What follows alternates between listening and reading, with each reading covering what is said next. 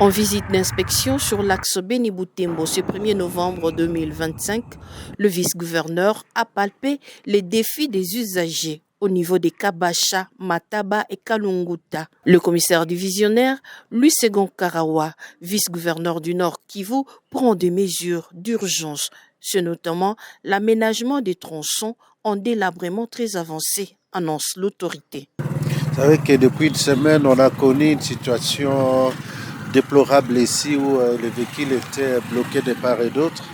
Il n'y avait pratiquement pas de trafic entre Beni et Boutembo. C'est comme ça que nous sommes descendus rapidement pour nous enquérir de la situation, afin de nous permettre de prendre quelques mesures. Pour le cas d'abord, urgemment, on va réparer les endroits qui ne sont pas en bon état avec une entreprise de la place. Et en même temps, il y a aussi des mesures concernant les usagers de la route, les chauffeurs, parce que souvent, c'est par l'incompréhension que nous retrouvons dans des situations comme ça. Donc, il y a des mesures qui seront prises. En même temps, mesures aussi policières pour que nous puissions avoir quand même une circulation alternée pour permettre à fluidifier le transport. Pour le chef des divisions techniques de l'Office des routes, c'est le rechargement qui est la mesure intermédiaire urgente. Les travaux qui sont concernés, premièrement, ce sont les rechargements. Nous devons recharger les poids qui sont tellement chauds, qui demandent à ce que, dans un premier temps, les trafics puissent être reprendre, ou qu'il y ait la fluidité des trafics.